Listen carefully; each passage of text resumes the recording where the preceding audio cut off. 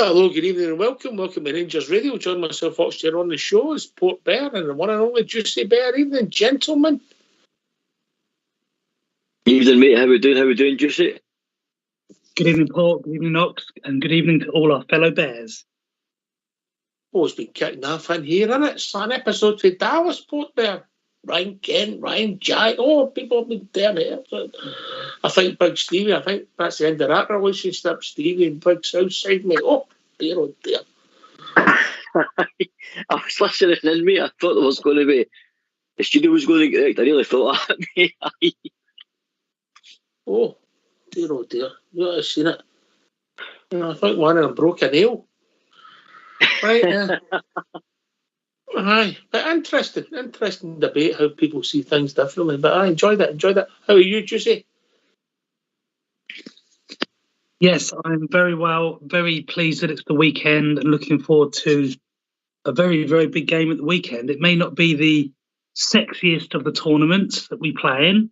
I think we all agree in that one, guys. But beating the sheep is always good and always high on the agenda. Juicy, you're not a fan of the League Cup, you were saying earlier. Well, it's a tournament that it's not certainly not the biggest tournament, is it? It for the lower ranked sides in the competition, it doesn't even offer a European place. Not that we want any of those teams to be winning it, but it's a trophy. And it's something that actually, from a Rangers perspective, it's been quite a while since we've had the opportunity to win it. So I certainly want it to be in our collection. But it's the big game. It's against a team that always seem to turn up when they play us. But big arena, a lot of our fans will be there. Don't have too many issues with getting the job done, Ox. But I'd much rather it was a top of the table clash in the league. But it is what it is. Mm-hmm. It's another match. Let's go and win it. All right. You look forward to it, Port? Mate, for me, it's still part of the treble. It's important to me because it's a long while since we had a wee treble. It's a long while since we even won the cup itself as well. So it's part of the treble. I understand what Juicy's saying in regards to when it used to hold a position, didn't it, for the old Cup Winners' Cup. So it had meaning before, but it doesn't now. It would have been the UEFA Cup, mate. Yeah. The Scottish Cup got you into the Cup Winners' Cup. Right, okay. I knew it held more province anyway. It held a European place, mate, yeah? Yeah. Right, okay. I think it's a tournament for us, if we're being honest. 9 times out of 10, it'll not come alive to the quarterfinals, do you see, yeah? Yeah, it's look, I mean, it's for Premiership clubs that are playing in Europe, you don't even have to play a crazy amount of games to get to the final anyway. It's only like 4 matches, isn't it, Ox? But I think when you look at the situation that we're in, we were off the pace in the league with Beale coming in. He's done well since he's been in. I know a few people have some mixed opinions on how some of those matches have gone, but in the main, we've done quite well. And I think from a momentum point of view, for all the clubs that are left in it, it's something that's good to win. I know it's taking place a little bit later this season, but it's still the earliest cup competition to be resolved in terms of completion. And it does give impetus, doesn't it? And that's important, regardless of how high or low level it is, in my opinion. Yeah, all right. Listen, obviously, we had a press conference today, and if it's all right with you, Port Bear, and your good self, you say, we're going to hear the first half of Michael Beale's press conference, yeah? If that's all right? Yeah, mate. Yeah, fire away. All right. Let's hear for your gaffer, Michael Beale. I think when you last spoke about transfers, you said you had face-to-face discussions with 2 or 3 different people about potential moves. How much has that progressed at all over the last week? It's progressed well. I'm pleased with where it's at. As soon as there's news, obviously, we'll let everyone know. We're eager to let everyone know, but these things take a little bit of time. My bit's done. if that makes sense. And now it's over to the other people to finalise the things. But as far as I can see, I'm really pleased with the way 2 or 3 things are going. They're heading in the right direction. So I didn't think anyone would be in before this game, and I didn't really want to disrupt the group either, because the group's quite settled at the moment. So hopefully in the next week or so, we'll see 1 or 2 things being confirmed. I was going to say, are these either-or deals, or is it potential that you could have all 3 bodies through the door? Yeah, you see you picked a number there, Mark, but it's... Listen, it could be up to 3 or 4, it could be 1 or 2. They've got to be the right people. So there's been meetings going on. I've not had much time off, if that makes sense, because I've been busy with that, along with Ross and everybody else. But I'm pleased with where things are. It's positive. These things are never as fast as the fans want. The window opens and they want the guy there the moment the window opens. It doesn't always work like that, but I'm positive. The Norwich managers today confirmed Todd Cantwell isn't part of their plans moving forward. Where are you with him? Obviously, it's a name that's on the radar at the moment and a player with a lot of ability. Yeah, he's a player with a lot of ability, and there'll be a lot of interest in him. Like, he's a player that I like a lot. I said last week, but out of respect, I can't really say much more than that. I think you're not far off the track for what you are all insinuating. Just finally from me, you mentioned the eagerness of supporters to get stuff done. How difficult is it to block that out and make the right signings rather than the quick signing? Yeah, listen, if I don't think they're right for us longer term, and that longer term is to fight for trophies, to compete well in Europe, to do well, then I don't want anyone here short term. So that's probably ruling out anyone that would be coming on loan for 6 months. Like I said previous, I want people that I can build around. There's going to be a change in the summer of some faces. I think everybody's aware of that. And whoever comes in, I need to feel that I can build them the next 2 or 3 years. I want them to come in and be really core players for the club. Michael, you're saying there's going to be some change in the summer. How important is that if maybe it's a player that could come in the summer on a free or something like that? Would you push to try and bring that forward early so they've got that 6 months to adapt? Yeah, for sure. I think we're a club that's done very well with cross borders in the past. Did we have 8 players starting the Europa League final that were free transfers? So we've been very good at picking up the right people in the market. And when we've spent money, I feel that we've done well. Both managers prior to me did well with certain players coming in. So there's an element of all of that going on. I'm really pleased. So as the manager, in terms of listening to what I'm hearing from the board and looking at the players we've identified and me having an impact on that and what I want and my feelings, I'm really pleased we're all aligned. And now it's just a matter of you talk about football, but then the personal stuff, I think, and between the 2 clubs, that's not my job. My job's to talk about football, and I'm really pleased with the way things are going with the targets that we have. We've seen another couple of teams across the league, target Australia, Asian markets. Rangers still seems to have a bit of British core. Is that something you'd prefer to retain that going forward? Just want good players, Jordan. So wherever they come from, they've got to be right. I think they've got to fit the squad. The key thing for me when it comes to recruitment, what are you recruiting a player for? Does he understand it? Are you trying to change a player, or are you bringing him in to execute in your team what he does very well elsewhere? Is he a player for now? Is he a player for the future? And ultimately, are they going to come in and is the feeling in the group going to be good? I think every coach wants to move quickly. So if you can bring a player into your environment you think is going to blend with the players you've got, you know where he's going to sit at lunchtime, if you know what I mean. He's going to have rapport with teammates. That helps build the team quickly. And so all those things, I think, in the past, the club's done pretty well at. And it's important that I make sure that I make good choices now. Not just for this 6 months, but as I say, for the next 2 or 3 years. I think if you go back to when Stephen first recruited, some of them players are still in the club, and that almost gets condemned. I would say that was very, very good recruitment at the time.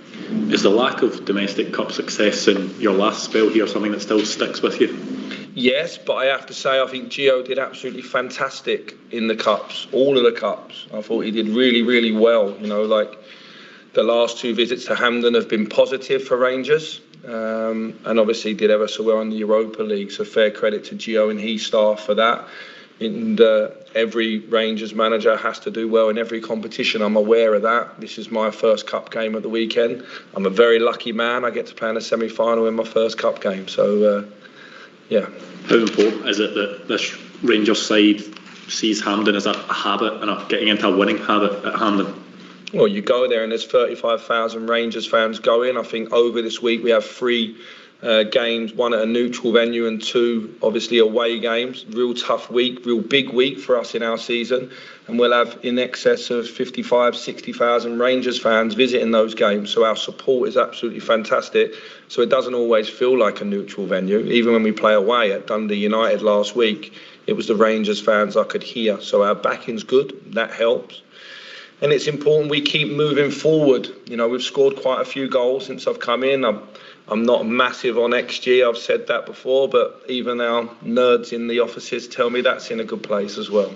We heard Aberdeen captain Anthony Stewart say yesterday that he'd prefer to play against Alfredo Morelos rather than Antonio Čolak because he thinks Antonio's a better striker. I just wonder what you make of those comments and whether that's the type of thing that can potentially light a fire in Alfredo if he's on the pitch on Sunday. Sorry, he said what? He said he would prefer to play against Alfredo Morelos on Sunday rather than Antonio Čolak because he feels Čolak is a better striker than Alfredo.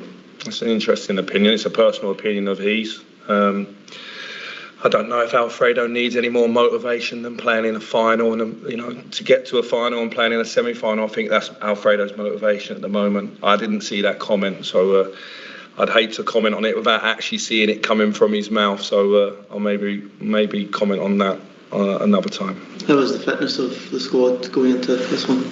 Yeah, good. We had a couple of players miss the early part of the week because they, have been playing with 1 or 2 things. We have 1 or 2 that played again at the weekend, not ideal. But I think as every week goes, we're getting stronger. John Suter's trained now for a week. I'm really pleased with his progress. He's ahead of schedule.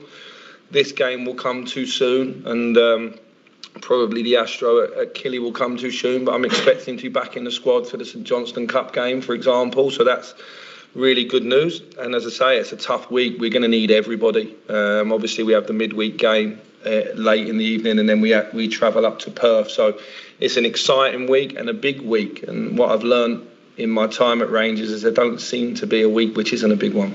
Čolak okay to take him off the weekend? Yeah, Čolak's had a slight problem. Will be touch and go for this game, but should be back for the other 2 if he doesn't make this one. But Kamaru's fit and raring to go as well. So that's a real positive for us that Kamaru's available, because I think he's a really high quality player. And remind ourselves, he was our top goal scorer when we won the league, and has been really key whenever he has been fit. And let's hope this now we see a run of Kamar becoming fit and healthy over a longer period of time. In terms of your vision, what you're trying to do here, how much could a League Cup win accelerate that process for you in terms of vindicating your project and what you're trying to do here?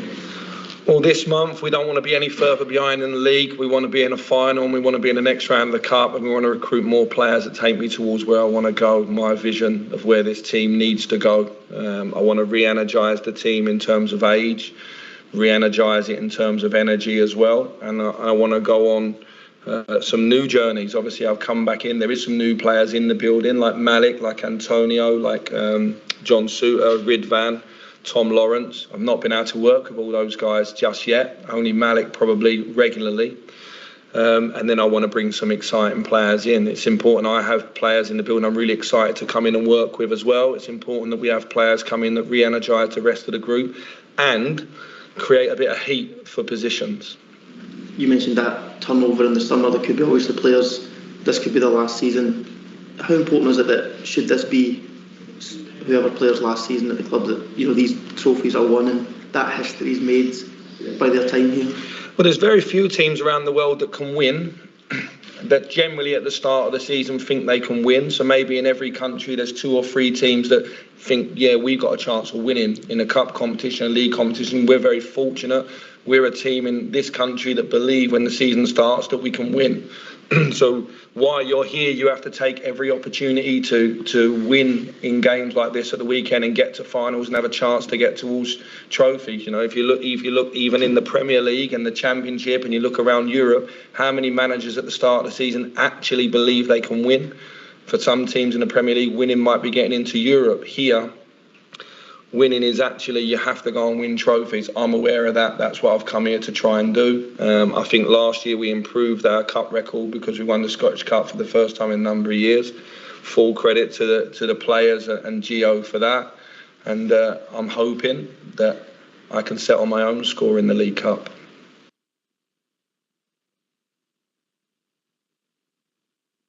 Thanks for that.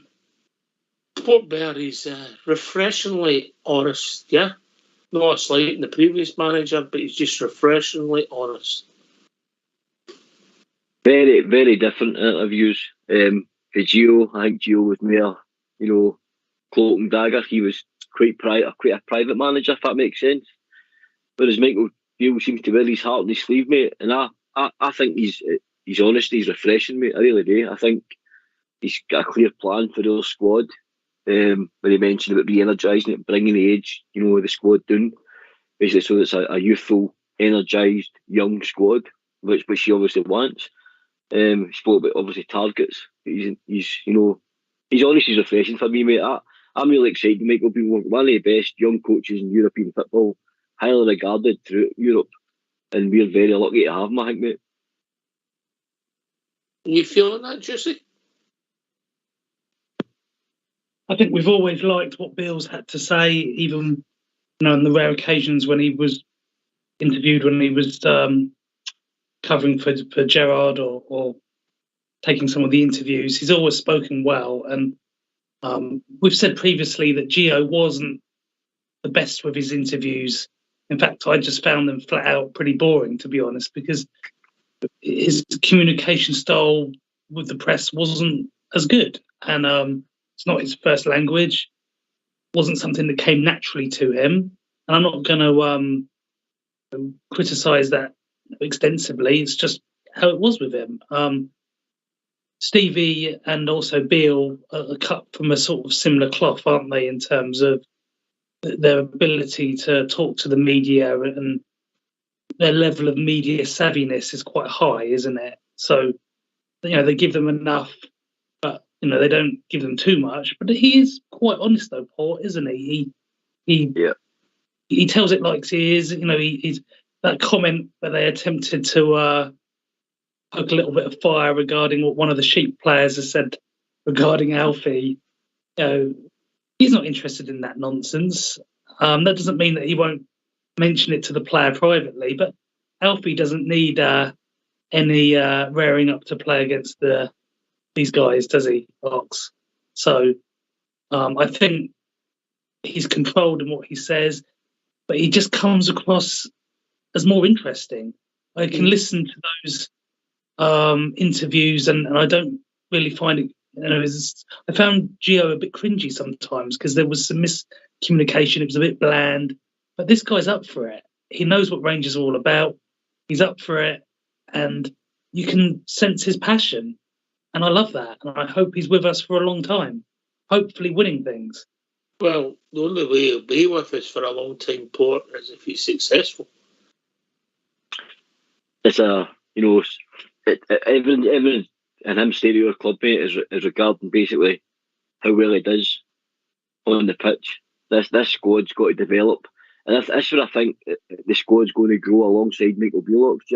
We know he's cutting his teeth as a manager. He's 6 months at QPR. He's come into relatively one of the biggest jobs you can get in world football, managing Rangers Football Club, and I think he's as hungry as he wants his players to be, and I think this is one of the reasons, mate, why he wants to sit down and speak to players, like he mentioned in his interview there. He's done his bit. He spoke to obviously the players that's been targeted by him, and I thought that was a great move. I thought that was a great move. I thought that was a great move. He just put the pressure on the other departments, didn't he? Aye, that's what's refreshing. That's him saying, right, I've done my bit over to you guys now, and I like that, mate. That's he's not wanting to come up here and get hung out to dry, and I don't mean that in a negative way. What I mean is he wants the tools to do his job properly, and I think because this could either make him or break him as a manager. You only need to look at Steven Gerrard since he's left. His stock's depleted massively. So it has.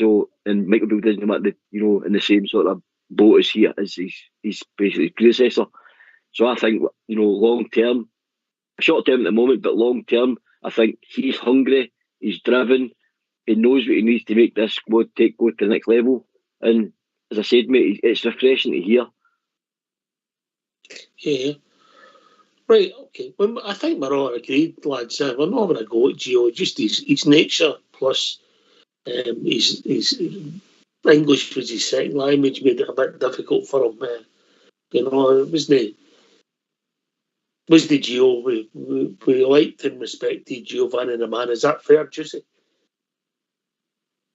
100%, mate. You know, Gio, is a good man, and it didn't work out for him at Rangers, but I maintain the fact that whoever was the Rangers manager, the first quarter, almost first half of the season, was going to struggle with the situation we were in with regards to the injuries, whether that was Stevie, Beale,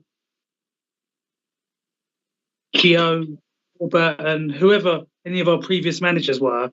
The situation that we've been facing with injuries, and that makes it really difficult. And Gio was dealing with that right from the beginning of the season, and he was having to chop things up, different teams every week, which is no different to any of those managers would have faced if they were leading our club then. So I think there was a lot of unfortunate circumstances for the guy, Ox. Doesn't change the fact that some of our style of play was still poor.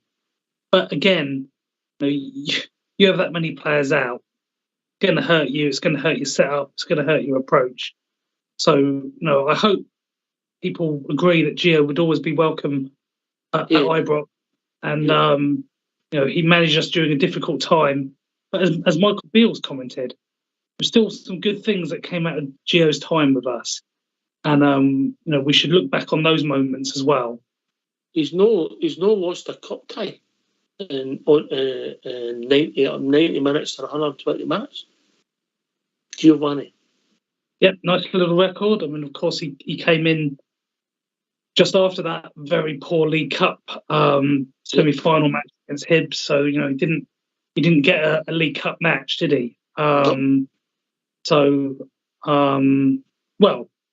a couple of League Cup matches this season, but undefeated in 90 minutes. It's a decent record. He's no lost a cup. He's no lost a cup tie apart from one in penalty kick spot in 3 competitions. He's getting incredible record in cup competitions, mate. There's no doubt about that. And like Juicy's touching on, it unforeseen injury problems, squad problems. Some of the players they brought in, as we touched on the other night on the show, all the ones that he signed have basically come in and they got injured, which is unprecedented. I've never, as I said before, I don't remember an injury season like this before, where he lost some top talent, first team talent that were brought in to change. So that, and like we've touched on, and it's not been negative. I think if you look at his management style and it's maybe his man management, I think Oxford was the problem, and I think that's why the squad got affected so badly. I think the injuries didn't help, but there was definitely something wrong when the players, even with Fashion's comments as well, there was something wrong with the man himself. Maybe the man management wasn't there. Just if anybody's listening, I'm saying a cup tie, 1 or 2 legs. I'm not talking about a league competition, i.e. the Champions League. What I'm saying is the knockout stages that he took us to, and then the Scottish Cup last year, and obviously the qualifiers this year, and then the League Cup this year. So bizarrely, he's getting a bad record in sort of knockout competitions, 1 or 2 legs. But we move on. Michael Beale's come in. Signings, is he giving us a wee tickle there, do you think, Juicy?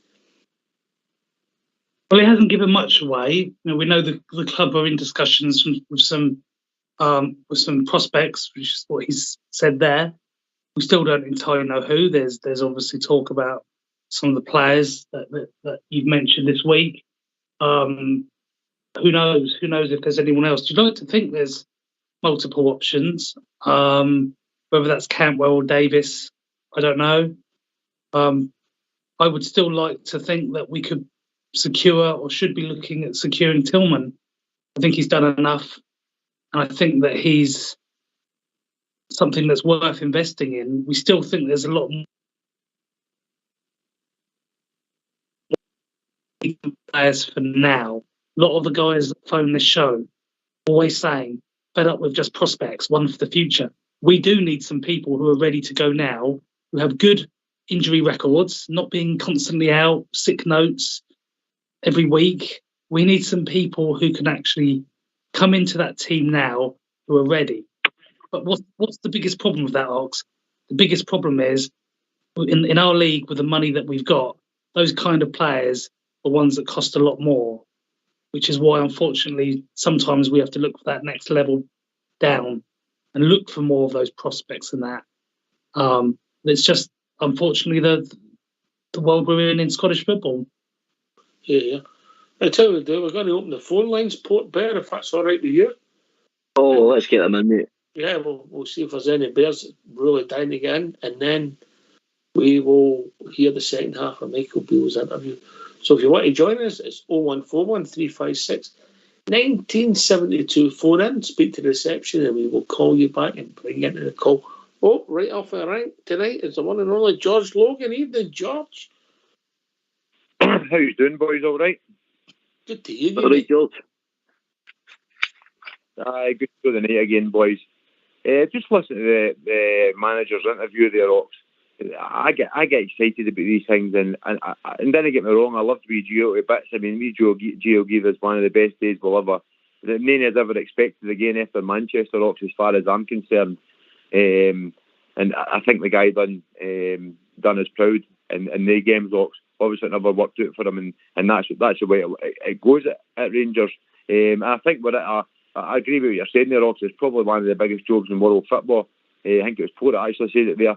But I think if we're completely honest about it, if Gio had been on to win that cup for us, Ox, and had a great start to the season, we'd probably struggled to hold on to him as well, Ox, because all the big hitters for down south would have been scrambling about as well. So we've got to, when we've got these guys on board, Ox, I think we've got to work with them and they've got to work with us. But the way he was speaking there, Ox, it really gets me excited.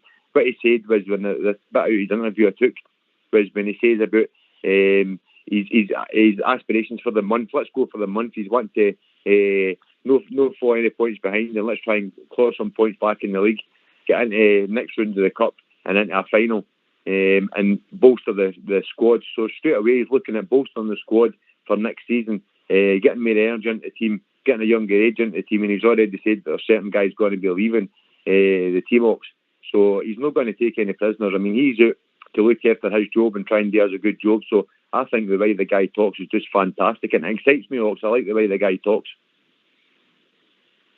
Yeah, I think he's quite an inspirational figure, George. It wouldn't have been a lot of people's first choice, and if I'm being honest, he was an obvious candidate. Did he excite me when he was getting the job and it looked like he was getting his job? No, but since he's come in, I'm on the train, George. I'm on the train. I'm the exact same, Ox. I'm the exact same. I always look when these things are happening, and I was behind me, Gio, right all the way until maybe the last couple of results where he couldn't go any longer. And that's when I started looking at folk. And I think people were saying about Michael Beale, but obviously had looked back at the Wolves job, and I didn't really expect him to come in. I thought we would have went and got somebody different. I thought they'd been outside the box a wee bit, Ox, and I wasn't really, if I'm honest, I wasn't really that taken with it, if I'm perfectly honest. I thought, in my honest opinion, I thought it was a bit of a lazy appointment, Ox, just going for Steven Gerrard's number 2. But he showed a wee bit of commitment and wanted to leave the English Championship where he was doing well to come to us. So it tells you what he thinks of your club and your fans. And even the way he was talking there, Ken, he's tallying it up. We've got 35,000 going on Sunday. We've got 2 away games. Ken, there's 50,000 fans going to 3 away games in the next 10 days, next 7 or 8 days, Ox. It's absolutely fantastic. So I would like to see, and what he said as well about not getting to play with guys. I mean, we were all thinking with the boy Lawrence and things like that, Hadji, and he's not been able to work with these guys, Ox, Ridvan and things like that. So I think I heard you saying the other night there's 4 new signings coming in, and possibly first team players, Ox, if the guys can get their working bits on and that, and actually want to do a job for us, Ox. There's 4 first team players, and I'm not saying the guys that's there is doing a terrible job, Ox. I'm just saying that we've got 4 guys or 5 guys possibly that could possibly walk into our first team, and he's talking about bringing in 2, possibly 3. Ox, I think that's the kind of reconstruction our team actually needs and our squad actually needs. So that's what excites me, Ox. I'm not, the league's never there as far as I'm concerned. We're fans behind the Ox, and if you're bringing in new players, that's why I'm excited about it. I really look forward to the next this next season with this guy, because I think he's got to do a good job, because I really believe it. Well, he started well, juicy. Let's be honest, his results, there's been some decent performances, some scrappy performances, but ultimately, his first 6 games, just below an A+ for me. If he'd obviously held on that day, it's A+, isn't it? Oh, absolutely. He's coming at a difficult time. Those last results under Gio made it more difficult for whoever came in after the World Cup. That's hard, and it's hard because he knows he's up against it. He knows that he's got to maintain momentum constantly, even when you're 9 points behind. And it's tricky. I would never say that any Rangers manager has got a free hit, but he's got credit in the bank, hasn't he? He started well. He's motivated a team that, by all means, wasn't really playing well at all prior to his arrival. So that's good. He wants to add in some more of his own talent, but he also just wants some players back from injury, because we've got guys there who are going to be like brand new players. And I'm just so desperate to see some of these guys who've barely played for us. So there are a lot of positives to come. Look, we can do well in the 2 cups. It's something that we can, help to grow and build some momentum. And that's why Sunday is still important. It might only be the League Cup, but it's still important. We've got to carry this run on, because the team will grow and grow in strength and mindset, because we saw that the positivity wasn't there. Look at the way they were playing. Kent's picked up his game somewhat. Other players have. There's still others that were looking to improve, and we think probably Tab is one of those, and there's a few others as well. But I think we've got to be pleased. There isn't much more other than just holding on for the last couple of minutes against them. We've got to be pleased with how we approached that match in the main. Mm-hmm. All right, I'll tell you if it's all right with you, 3 fine gentlemen. That George just joined us. We'll hear the second half of Michael Beale's advert interview, Port Bear. Aye, let's hear the second half, mate. Yep. All right, let's hear for the gaffer. Just last couple in the room, please. It's not pressure, it's expectation. And if you ain't got no expectation, I think, again, you're probably not working at the level you'd like to. Michael, when you were here before competing in semi-finals and finals, the squad didn't have that experience of actually winning a trophy.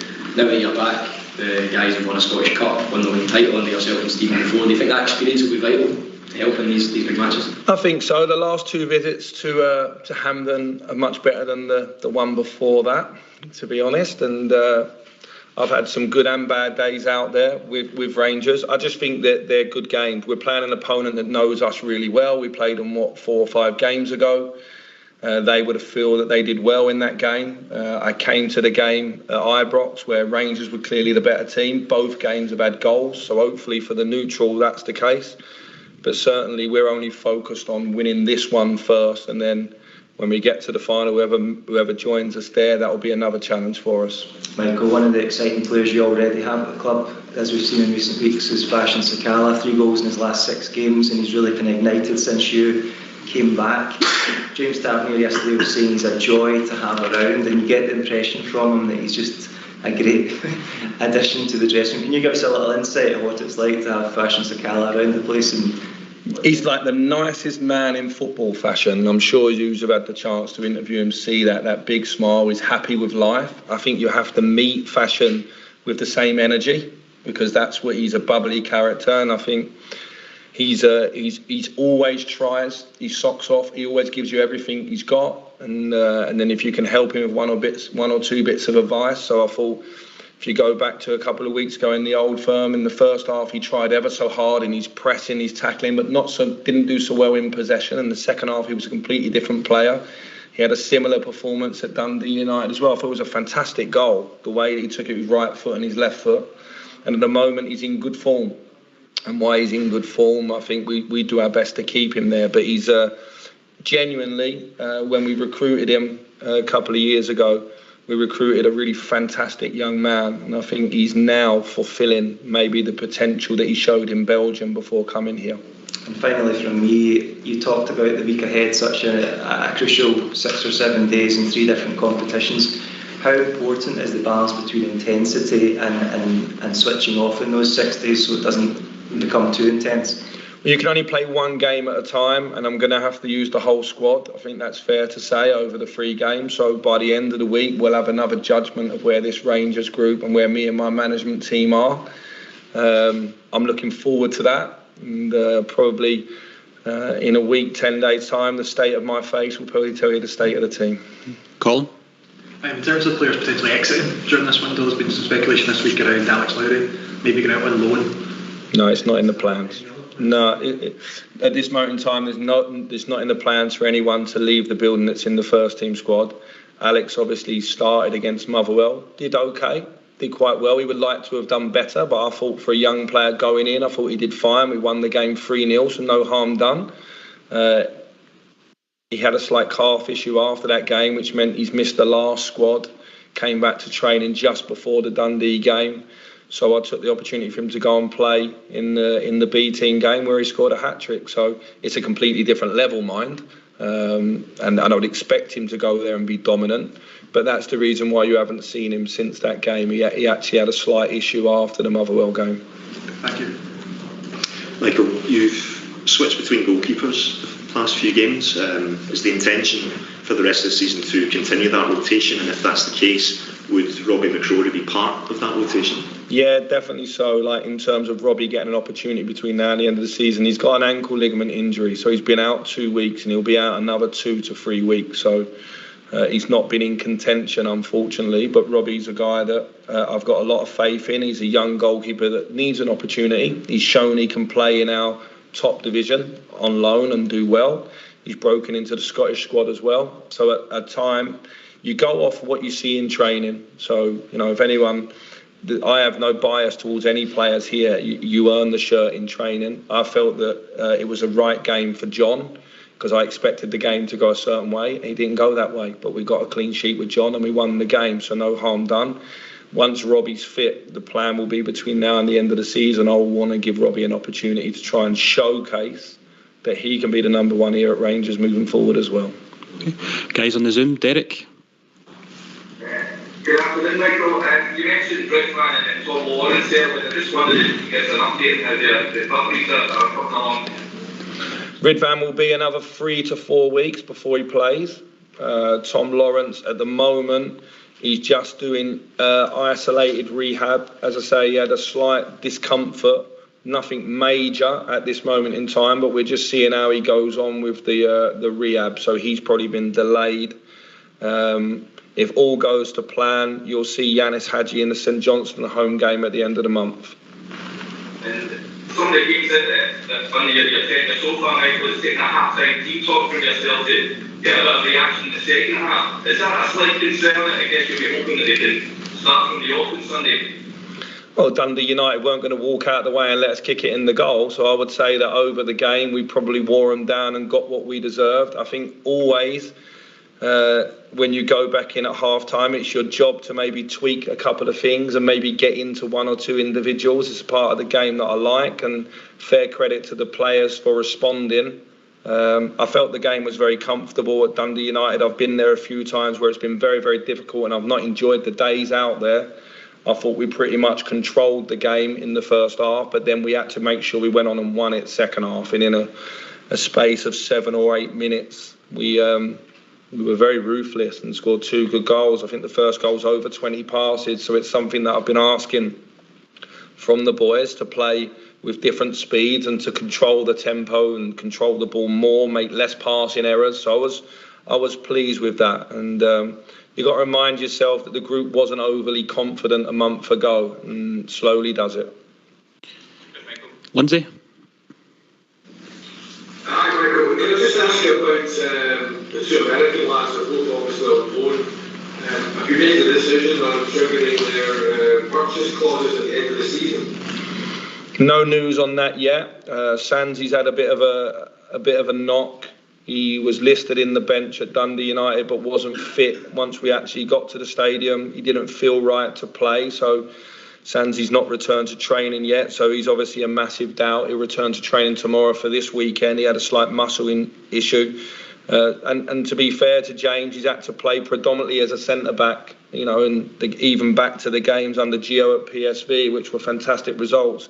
He come in as a guy that could play in midfield and play at centre-back if required, and has had to play at centre-back maybe more than we expected, even when I first come in and we had the injuries. So I'd like to give him an opportunity to play a little bit more in his favoured position before we make any decision on that one. And James is a great boy to work with. I think Malik at this moment in time is showing that he's one of the stronger players in the league. It's fair to say that I'm working very hard on him in some areas of his game, and he's responding really well, and he's a key part of the team right now. So both situations are ongoing. There's no rush on those because our deadline's obviously later in the summer for that. Michael, you were part of the coaching staff the last time Rangers played Aberdeen in the semi-final. It's a couple of years ago now, but what recollections do you have of that game, and what lessons can you take from it to ensure you come away from it with a victory this time? We dominated the game. We lost it to a set play, and we're a much more mature team now. Set plays will still be important. They have been important since I've come back into the club. It's a game where there was a lot of regret because, for different reasons, we never really had a forward that was fit and in a good place at the time we played the game. But I remember the game well because we dominated it, but we didn't win in the boxes. And when you play in big games, you have to win in both boxes, and that will be key. It's key every week, but certainly in a semi-final or final, the performance is secondary to the result, and so we have to win in the boxes at the weekend. Hi Michael, you spoke a wee while ago about confidence returning to the group. How much do you think this occasion, this weekend, can get that supercharger you're looking for and really get the guys believing in themselves and the more you're trying to do? Yeah, I think that every day we're working really hard behind the scenes. Obviously, we trained really well today, and now probably our training will be very minimal now for the next 7 or 8 days. I think what we try to do is not change for anyone. So we try to have a real set style of play that we adapt little bits, but we don't change for our opponent. So I don't think there'll be any surprises for Jim and Aberdeen, and they'll bring their best, and they've got nothing to lose, but neither have we either. We've got everything to gain as well, and I think we've been very comfortable in 3 of the last 4 games getting clean sheets, and that's a good sign. And as I say, we've been scoring goals at the other end, and I think we can be even more ruthless. I think we can take even more of the chances we create. And if we perform at our truest level, it'll give us a great opportunity to have a nice day out. If we don't, the game could get sticky because I expect Aberdeen to bring their best version. And I think on their day, they're a good side. All right, thanks for that. Port, we must be on the team that gets 2 injuries with one guy sitting on the bench, another one playing 45 minutes, Cholak and Sands, another. It's just been, what's a run it's been, isn't it? It's just a look we're carrying, mate. Just a look we're carrying. And what a second half interview again, mate. You know, like I touched on the first half, he's one of them guys that you want to play for him next year, don't you? You know, you really want to play for this guy. He's so infectious. He's driven. You can tell he's driven. He's so driven to make this work 100%. You know what he touched on in regards to fashion. I mean, this team were on their knees when he came in, mate. This team on this show, we asked a lot of questions. We thought this team was coming to an end. Certain players were looking, you know, finished, done. And under Beale, there's definite improvement. And Fashion Sakala was one they touched on. You know, a guy that we all thought was going to be leaving our club. Auxerre and Burnley that were supposed interest in him, and all of a sudden he's one of Beale's first picks at the moment, and his form's top notch, mate. So you know his man management. I touched on that. His man management to me, mate, is a lot better. I think Gio was more like a disciplinarian. That's what I'm sort of picking up. Even the put his arm around players, etc. It was just his way or no way. Whereas I think Beale understands football and players better, and you know. Will put his arm around players, will put a rocket up some other ones that maybe need it. Like he touched on over the half time at Dundee United.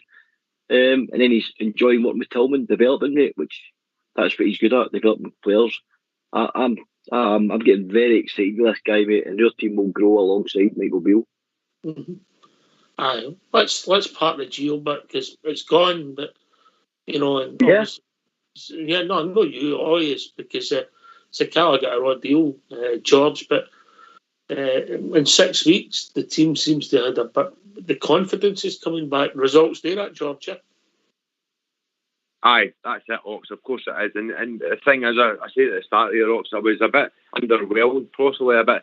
I was just wasn't. I wanted the Ken Muir came to Stephen Gerrard to Van Bronckhorst, and we're going on to Michael Beale. I was expecting kind of another big name because, let's be honest, Beale wasn't a big name. He's a big coach and things like that, but I was expecting something different. I really was.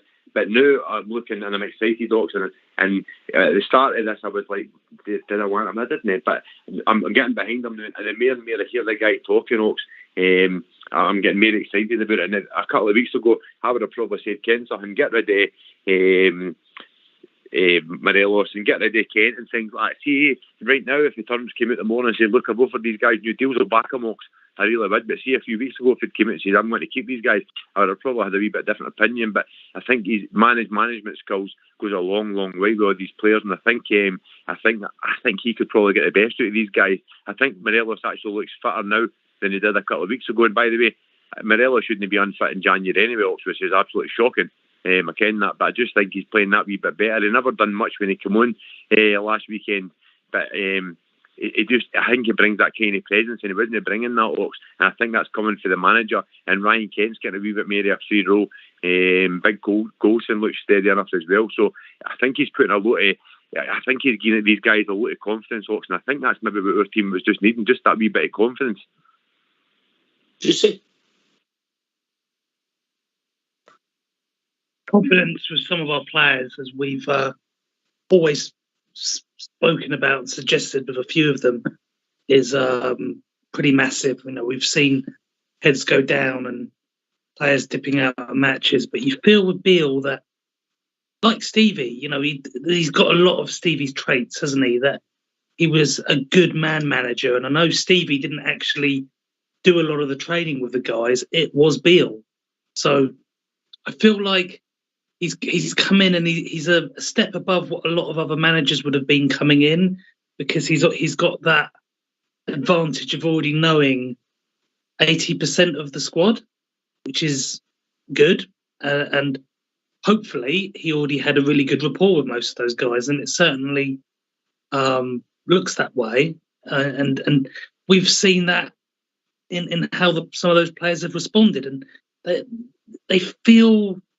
It looks like they feel a bit better about things. It just looks a bit more relaxed, and the fact that Beale's always been involved in that tactical setup and working close with the players, I think really helps, because they're getting that input. And I know not all managers are the same. Some managers let the coaches get on with it and they step back. And you're always going to see that. You're going to see different managers. Whenever we get new managers, they have different ways of doing things. But Ox, the only time we'll greet about it as fans is when it doesn't go well. So regardless of what their style is, as long as they're picking up results, we'll always be happy. Here, results-driven business. Great news on the Hadji front, Port Bear. I never thought I'd say that, but we have missed him. Be back for the St Johnstone game. Fair play to the lad. I believe he's worked hard and he's put a lot of his stuff out on social media, and he seems determined. And we backed him because we've given him a new contract. But another plus. What? A player that I've always been a fan of him, mate. He's a player for me that same like in a Tillman mould. He unlocks defences. He's got that bit of magic. He's got that bit of magic dust that real maverick players like him have got ability to unlock tight defences. And to be fair, before he got the injury, he was starting to develop and grow a bit of man body as well. He started to feel look stronger, starting to settle into the Scottish game, in my opinion, mate. He'll be like a brand new signing. But slow and steady, mate, because it's a very, very serious injury he had. But I'll be glad to see boy back in the squad, mate. I think he's even better turned out than Scott Wright, if I'm being honest, We'll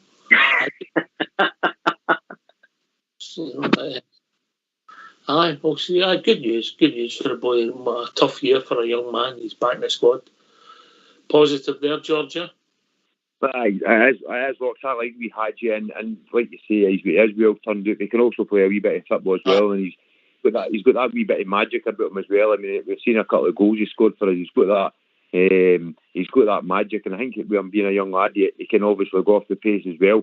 But when we're talking about building players' confidence in that, Ox, I mean, how many times you heard about players feeling like they're alone and things like that when they're all the boys are out training and they're in the bike and things like that. A way of building these guys' confidence is Michael Beale putting his arm around him saying, by the way, I'm going to give you an extra 2-year deal, so we're desperate for you to come back, so there's no rush. I've got an extra 2 year, you get back when you're ready, but we want you back as soon as possible, and that will give that wee guy that wee bit of confidence as well. So let's say he starts playing the end of January, and he maybe gets kind of a couple of half games here and there. Come the middle of February, you would like to think the young lad is ready to get right in about the team in that again. So that's another great player coming in.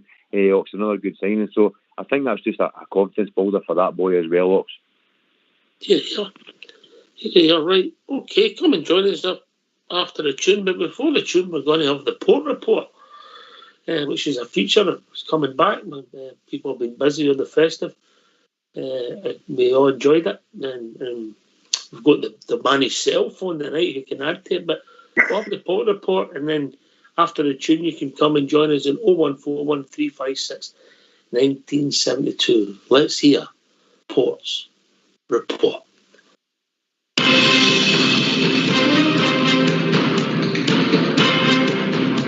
Hello, welcome to Port's Report. Today we're going to discuss Rangers vs Aberdeen in a bumper semi-final clash at Hampden Stadium in the Viaplay Cup semi-final. It's been a long 12 years, but Rangers will hope to finally get their hands on the League Cup this season. Gers lifted the trophy a record 27 times, but haven't won the competition since 2010-11 season when they beat Celtic after extra time. With the title appearing to be out of reach, Michael Beale will be targeting a cup double as he looks to bring some silverware back to Ibrox. However, Aberdeen have also endured a trophy drought in recent years, and Jim Goodwin has opportunity to ease growing pressure from the stands with some League Club glory. There is no love lost between these two sides, and it promises to be a white-hot atmosphere inside the National Stadium. Team news is Anthony Cholak is once again doubtful after picking up a knock on his return to action against Dundee United last week. John Souttar is closing on return to action, but won't be ready for this one. Long-term absentees Tom Lawrence, Yanis Hadji and Philip Polanda will miss out again. John McLaughlin was preferred in goals to Alan McGregor last week, and boss Michael Beale will have another decision to make between the sticks. Aberdeen have no fresh injury concerns. January arrivals Graham Shinnie, Patrick Milosevic will be in the squad. Long-term absentee Callum Roberts is stepping up recovery, but is yet to return to full training and will miss out at Hampden. Aberdeen will line up in their usual 3-5-2 formation, although that back three will turn into a back five with their two wing-backs tucking in and making things difficult for Rangers. Also, their two holding midfielders will drop, almost to make it a 7 and try and frustrate Rangers from playing their style of football.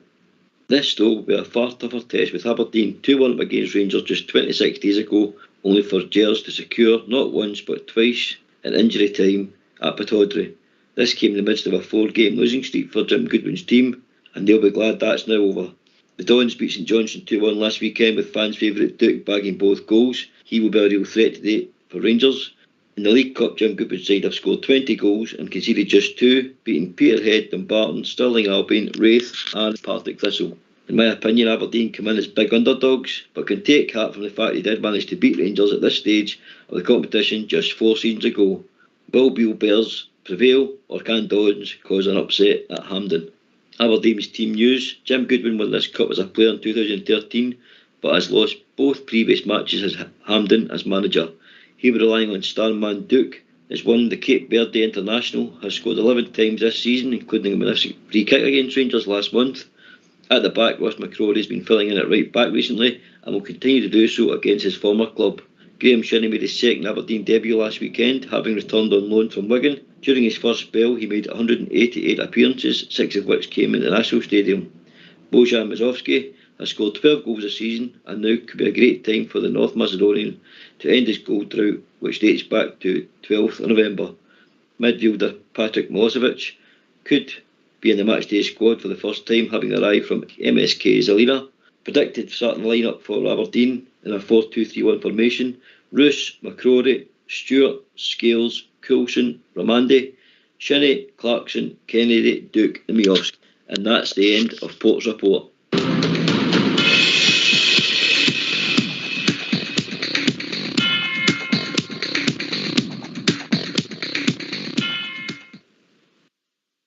I like the tune, George. It's brilliant. I like his Port's report. I really do. I think he's really clued up with his stuff there. It's brilliant. He's the only one that can do it because he's the only one in Parliament that can read. That's right. I'm not accepting that. We'll still get your doubts. What's that, mate? So you touched an air there.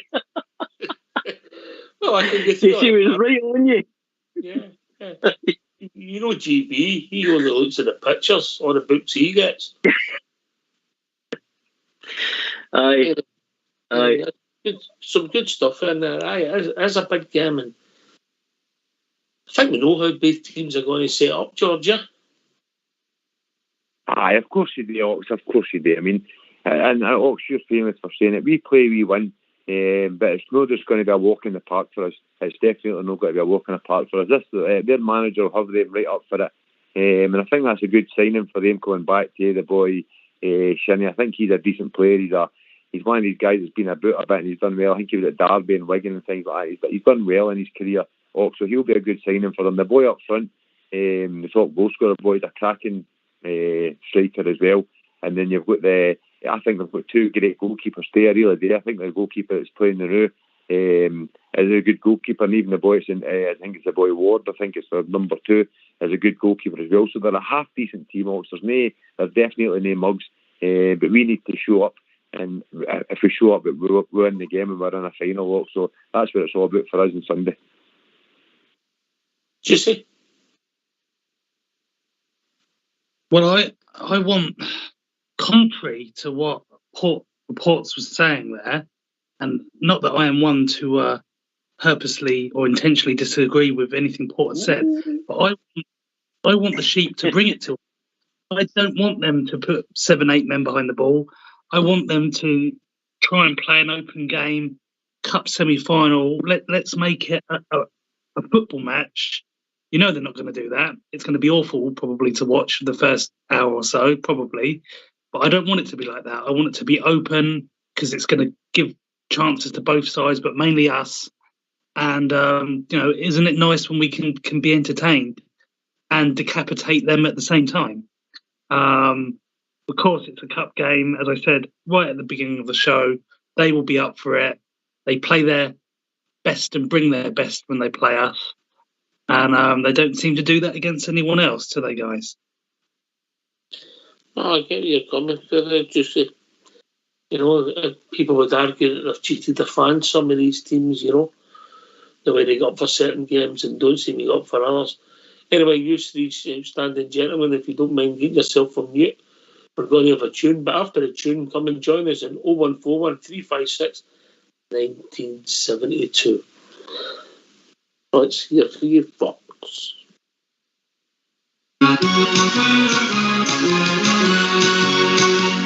How many years ago, my boys, I left old Glasgow town.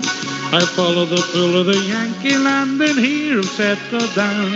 Although I met so Bridgeton Cross and my friends so near and dear, but I would give if I could have the Rangers over here.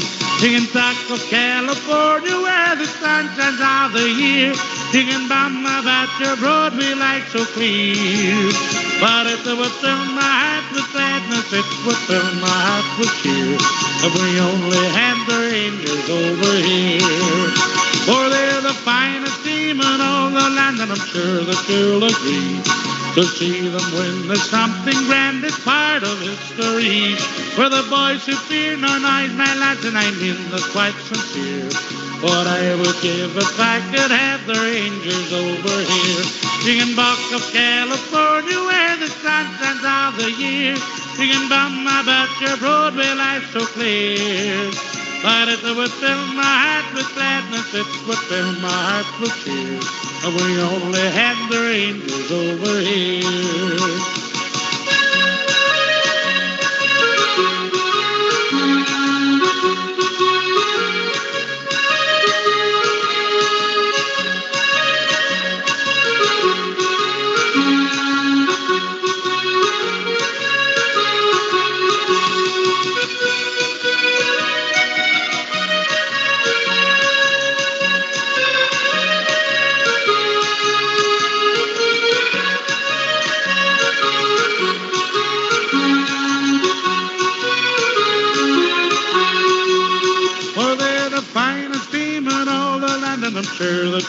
Aberdeen.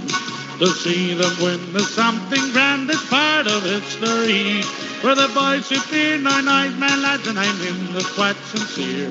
What I would give if I could have the Rangers over here. You can talk of California where the sun shines all the year. You can bomb my batcher boat where life's so clear. But it would fill my heart with sadness, it would fill my heart with tears. If we only had the Rangers over here. If we only had the Rangers over here. If we only had the Rangers over here.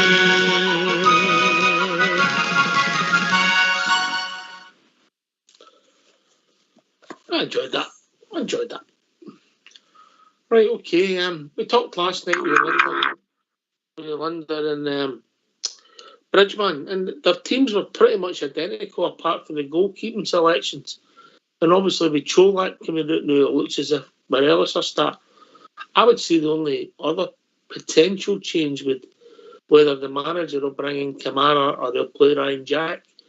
Kamara played against them, and then Ryan Jack did an excellent second half last week. Portmore. I think there's a few wee tweaks that Michael Beale will have made a decision again. The goalkeeping decision right away. John McLaughlin, Alan McGregor. Alan McGregor been in many semi-finals and finals in his Rangers career. Always been a steady set of hands, but John McLaughlin played well against Dundee United, mate, and looked back to his assured self. Glenn Kamara, he said he's going to use squad share over the next 3 games, so I think it's pretty clear there's going to be a lot of rotation and a lot of players getting a chance, like he even touched on McCrory as well. So I think everything's up for grabs, shirts are up for grabs, mate, and he wants that, he wants competition, and I like that. That's him throwing the gauntlet, doing it to everybody. If you want to stay at the club, then be and fight for your jersey and shows what you can do. And I think that's going to breed confidence and breed competition through the team. And the manager wants that, mate. And I think that's the sort of team I'd like to play in. Not that you're sitting comfortable and holding your place in every week, regardless how you're playing. Always looking over your shoulder. That's what I want all the time, mate. Always looking over your shoulder. Do you say, Hoodie, McLaughlin or McGregor for you? That's a really good question. Probably McGregor. Probably. Why? I would probably just think big match experience. But you know something, Ox? I really don't mind. I really don't mind who he goes with those two. So you're swinging both ways? Yeah. It's not a position where in previous years, it was always very much it's going to be McGregor. And we know his powers have declined a little bit. But, McLaughlin, most of the time, has done well. I know he made that mistake in the Old Firm, which is obviously something that you always think about. But all goalkeepers can make mistakes, can't they? And it's unfortunate because they're always the ones that you remember because it normally leads to a goal. But I really don't have a problem with either of them. I think they both bring things. What I particularly like about McLaughlin is I think we get the ball up the pitch a little bit quicker with him. I think he gets the play going a little bit more quickly. He perhaps isn't quite so good with the shot stopping, but in terms of that overall play, I think McLaughlin ticks that box of moving it more quickly.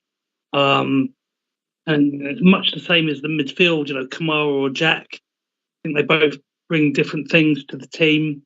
In terms of the technical ability, I'd probably go with Kamara over Jack. But Why? I'm sure. Why? Well, I'm sure they'll both see action in the match. But in terms of winning that ball back, I think Jack is better. But this is a match where surely we're hoping to dominate the ball. So I'd rather see Kamara from that point of view. But you could have both of them. You could have Jack over Lundstrom potentially. Don't think we'll see that, but I'm trying to remember what other players are available because that's the straight choice between them. I'm assuming that Lundstrom's set, and at the moment, bizarrely, and I never thought I'd say this season at times, but I think Tillman will will be one of the first names down. Portbear, bizarrely. I think that's one Boy's development, under Michael Beale, mate. I think he's another player that's benefiting from Michael Beale's, grass coaching. He's Michael Beale's there on the pitch with him training, mate, and I think he sees a lot of potential in Tillman. I really think he fancies Tillman. I think I've touched on before, he's a similar sort of mould to Joe Aribo, and I think Beale realises he's got a real bit of talent in his hand here, and if he can nurture him and coach him further than what he's doing now, mate, I think Rangers are going to benefit, and Malik Tillman will benefit from Michael Beale as well. I think long term, I still think we should tie this boy down, mate, in January. I really do. I think the deal could be structured in a way where we maybe pay $2 million up front and the rest can be given in instalments, progression, etc. Goals, games, European competitions. A deal could be structured, mate. And we're only saying $5 million because that's what's reported, but will it be? Is it $5 million? We don't even know. It could be 3. But I'm just saying there's a way to structure the deal in a way we can get Malik Tillman in earlier than we've thought of. It's great to look at him, but definitely, mate, he's one of the first picks. He's thriving under Michael Beale, and he's probably one of the first, as you said, one of the first picks for the manager. For me, just on the Tillman thing, just my opinion, which is only the one that matters, but people have a debate whether the boy's good enough and he's got potential, right? That's up to the management, first and foremost. We've got opinions on it. If he really wants to come and play for us, the deal can be made. Yeah, that's a big thing, biggest thing for me. When the season's finished, if he really wants to come and play for us, the argument about is he's good enough in developments for our day. We'll see how it goes for the rest of the season, but that's the biggest issue for us, for me personally. Right, come and join us. 0141 356 1972. Phone in, speak to the section, and we'll bring you into the show.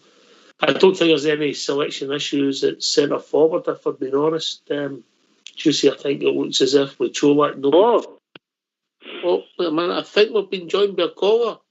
Let's hear. I said you don't know it, girl. I'm gonna bring you straight to it now. Bobby is his name. Yeah. I call him Bobby.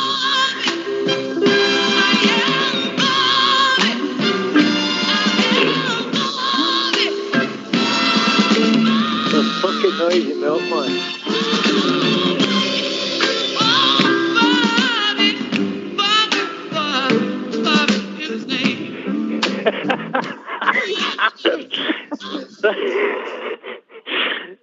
That'd be good, mate. Aye. It's the name caller. But he's Bobby. Just watch your language, Bobby. We'll give you a yellow card for that one. How you doing, Frank? Jeez.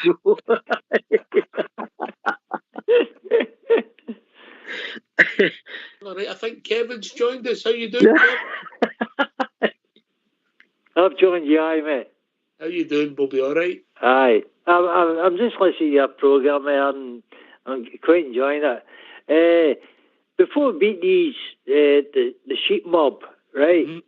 I'd like you to name what your team would be, and the other panellists what their team would be, and I'll give you a different. Well, your team to win the game. No, it's come back here and say, "Oh, but he was rubbish," and your team to win the game. All right, my team to win the game is Alan McGregor in goal, James Tavernier, Goldson, Ben Davis, and Borna Barisic. I don't think we've got a lot of options, and they're playing all right at the moment as a unit. But midfield, I would go for John Lundstrom at the moment, along with I'd start at Hampden with Glenn Kamara. It would be Tillman in front of him, and then it would be Fashion Sakala, Alfredo Morelos, and Ryan Kent. Basically, the team that started, near enough, the team that started the second half last week. One change, Ryan Jack for Glenn Kamara, and I think, like Juicy, Ryan Jack will take part in the game. That's fair enough, Bobby? Is that all right? Yeah, that's fair enough. But me personally, I put McLaughlin in. Mm-hmm. Me, I know he's not the best, but the Croces, Aberdeen's got to fly in Croces, right? Mm-hmm. McGregor doesn't come out. So to me personally, I'd take McGregor, Tavernier, if he's fit. Golson, Davis, and Barisic. Mm-hmm. Right? Mm-hmm. Midfield, Lundstrom and Jack. Mm-hmm. And I'll probably put the guy Tillman. I'll probably, if he can't do a big park at Hampden, then we should be talking back in the morning saying whenever the games played on Sunday, so we should be talking on Monday saying, well, he's not going to. There's a big park in Hampden. He should run that park, right? Right. Forward, Kent, Sakala, and much you said of Morelos. Mm-hmm. Aye, well, pretty similar. Listen, I wouldn't be upset if John McLaughlin plays or Ryan Jack starts, mate. I think that's good. We've got maybe 13, 14 players we're starting to debate. Portberg, because we never heard that, did we really? We were struggling every week to name a team. No, exactly. And then we're also patching players up. It was well documented. People taking injections, painkillers, ribs are all strapped up just to get a team on the pitch, mate. So it's better, slowly but surely we're getting players back. And my team would be similar to you two guys as well. I just think it's a toss of a coin between the goalkeepers and a toss of a coin between Kamara and Jack. Just like the manager touched on, I think there needs to be rotation, because they're obviously trying to protect guys as well for getting further injured next year. So I just think it's absolutely toss of a coin stuff between the goalkeepers and who's playing that alongside John Lundstrom, mate. Mm-hmm. I get it. Did you like your wee intro, Bobby? Oh, I loved it.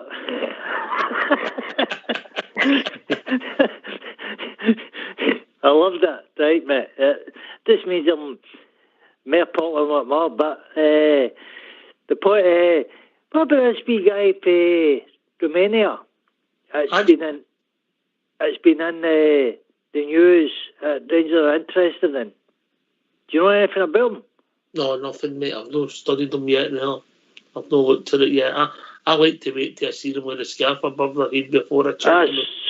So the Arabs, but we're talking about Cantrell, we're talking about this. I'm just meaning my team, we should wipe part with them on Sunday. Wipe the part with them. That's no problem. But what I'm going to say is, I don't want us to come back here Monday and say, oh, well, he shouldn't have been playing. So I was just trying to ask what your team would be. It'd be much the same as me. I'd put a boy Jack in. I wouldn't argue with that neither. I mean, I thought Ryan Jack had a good second off on Sunday, mate. Uh-huh. I thought he had a good second off. I didn't think he was great in the first half, but the team weren't great. No. And I heard who's a kind of Englishman,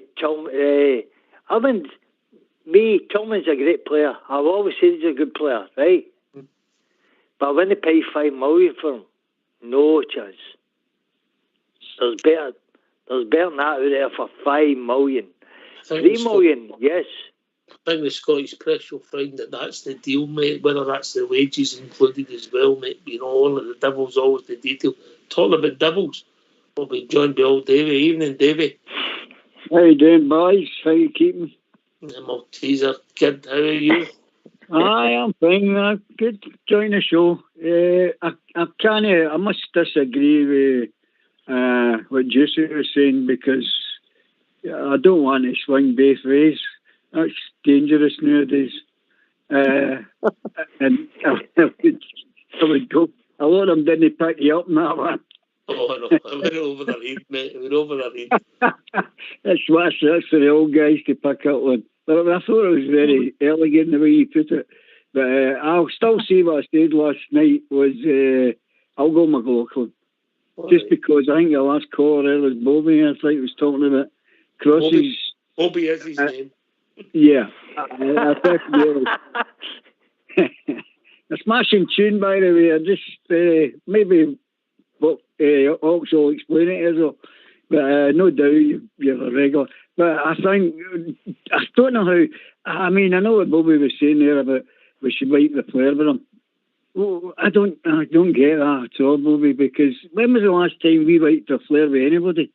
This is going to be one football match coming up here, and I still think that's just my point that. I think I agree with you, Ox, about the second half. I've put that team out, but I would definitely put McLaughlin on. Interesting. Right, I tell you, before we open the debate, and I'll go to Juicy first with the right to reply, but we're going to hear Southside Super 6. We're trying to do a bit for the economy, give the bookies some more money so they can pay tax. Don't worry.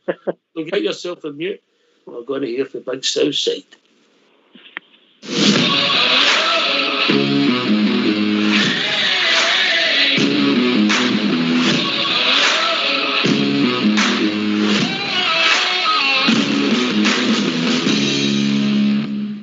Hi, we're back at Southside Super 6 for Saturday the 14th. This weekend's selections I'm going for Middlesbrough at home to beat Millwall, Sheffield United to beat Stoke City, Derby County to win away from home at Cheltenham.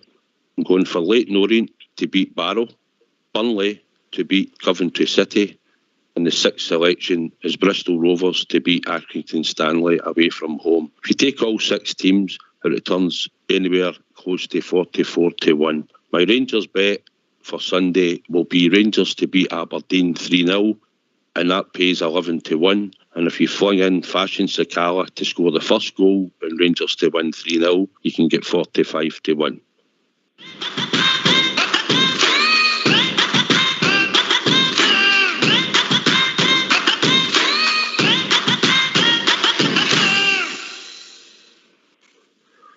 Yeah, we'll let Juicy come in and then I'll go to Port Bear with the Super 6. Juicy, right to reply. Are we talking about the Super 6 or referring to my decision making regarding McLaughlin or McGregor? Both, and then maybe your point on Tillman. Yeah? I think after some consideration, and I've actually been thinking about what I said with McLaughlin's ability to get the ball in play and up the park a bit more quickly. Mm-hmm. I'm actually happy to go with McLaughlin. How's that, Dave? Are you happy with that? I've committed. Definitely. I'll give you my rationale for McGregor, and I'll see what you think of this Port. My rationale for McGregor is I know McLaughlin's slightly quicker, but I think McGregor's a better shot stopper. I don't think their issue will come for set pieces. They will try and play down the channels with that guy Duke's pace, and it'll be shots that'll be a problem if they get the ball, because if we play Port, they'll not got a bit back. Aye, there's no doubt about that, mate. I think they'll sit in and try and frustrate, like I said in my report, and they'll use the pace of Duke to go, hit the counter, mate. That's exactly how I think they're going to set up. And as you said, they'll try and get shots and goal. They've got the two strikers they've got, Duke and Milowski. Both of them, one's got 12, one's got 11 goals, 22 goals between them, mate. They've got goals in their team, so they will be dangerous. The goalkeeping. Wait a minute, did I hear you right? One's got how many? 11. One's got how many? And the other one's got 12. How many was that? 22. Anybody want to help? 23.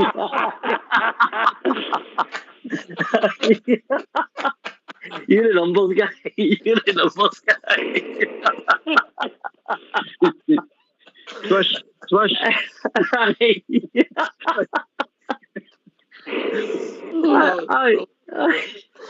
Ponies, 21 wins.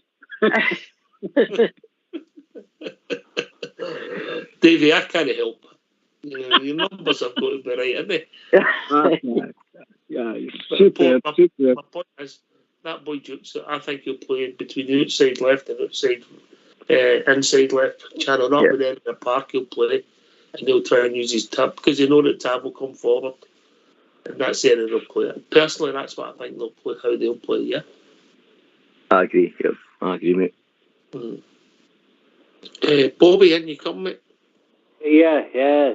The guy I couldn't up 11 and 12, but the point I'm making is I think we will destroy them on Sunday. Absolutely destroy them. And I love seeing your 6 bet. I think it'll be about 4-0 for Rangers. That would be just so size luck that we would win 3-0 with Fashion Sakala getting the first goal port, and then somebody would score one in the last minute. Well, I'll say 4-0 Morelos to score the first, right? And I'll actually go and put a bet on the bookies. It might be wrong, but I'm just saying. I'm going to get Pellers again. I'm going to Kevin Nisbet bus. I don't know whether I'm playing Saturday or what, but I just hope he does just score a hat trick again because I'm going to get Pellers. Oh well, it seems to be a theme, Bobby. Of course it is. Seems to be a theme. It's all about having a laugh, mate. It's all about having a laugh. Of course it is. But you guys on your bus that listen to the show, Bobby? Yes. All right, okay. Yeah, they came on now. They'll probably give me Pellers about the song now.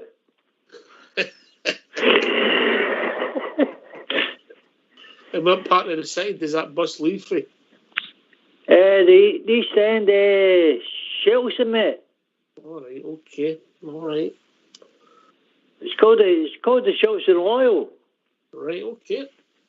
Well, we used to be called the Shelton Loyals. Now called the Kevin Nisbet Loyal. Right, Davey, I get your point. We're for them, doesn't he? Say we're going to blow teams away. We are improving, and even the game up at Pittodrie, we should have been out of sight before they got that equaliser for the free kick. We should have been maybe 2 or 3 up, yeah? Yeah, I agree with that. Totally agree with that. We should have. I think what I must say was I'm very impressed with Beale's conference. I thought he was spot on, and his enthusiasm. It's not just you can talk a good game and still not produce the goods. I think he's doing the both of that, and he came over really, really good. And I was glad to hear that he agreed with me about what we were saying about the Dundee United about the first half. And then the guy says, "Are you no happy? Did you have to say something to them at half time?" He says, "What do you mean?" He says, "You expect Dundee United just to let us walk out of the tap with them?" And that was my point I was saying about, I think we're a bit critical. Anyway, I think what I was saying about McLaughlin was, I think that'll give him an idea how to play us regarding, you're talking about McGregor stop shot, shoot, whatever it is. Teeth need to get my teeth in. I don't think we'll get as near as to worry about. It's difficult. I've got 10 Maltesers in my mouth here. No, I know he's okay, shut up, you're no real. But I don't think honestly they'll get as close to him for him to stop short. That was easy. That was easy for you to say, Juicy. I don't know what to say. I think, I just think we're going to do them. I just think we're going to do them. All this talk about them having opportunities and breaking through our back lines and causing pressure and that. Guys, we had a tough match against them in one of his first matches in charge, didn't we? And we won it late. We missed opportunities. We should have gone ahead, as you were just saying. But this is the sheep. We can beat them. We can pump them. I'm confident. I know it's a cup game. I know they're going to bring it. But I think we can just break them down. I think this could be a good day at the office for us. Let's have some positivity. I don't want to hear negativity that it's going to be a turgid match. I said it might be difficult for the first hour, but after that, we could run away with this. We've got the quality. All right, I hope you're right. It's a big game. It's a semi-final at Hampden. You know, you want to get the final and you want to win the trophy, yeah? Indeed, mate. I mean, this February's the final. If we get there, it's the first chance to get a trophy over the line, which could finish up a strong second half of the season next year. We showed the blueprint in the second half against Dundee United, the levels we need to get to. We showed it against that mob and all in the Old Firm game at Ibrox. We showed the levels we can get to next year. And on the second half against Dundee United and the game against Celtic, I'm with Juicy. I think if we play at that level, we'd blow Aberdeen away.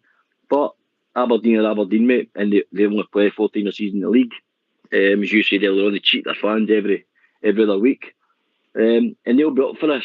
And they've got players that can hurt Rangers, especially if we're not on it for the start, mate. So I just think get to the levels we played against Celtic, get to the levels we played in the second half against Dundee United, and we'll be all right. And my wee mantra has always been, Beale finds a way, mate. Even the later stages in the Aberdeen game with Audrey, we showed how we can rip this team apart. But I think it'll be tight for the first hour, like you said, definitely.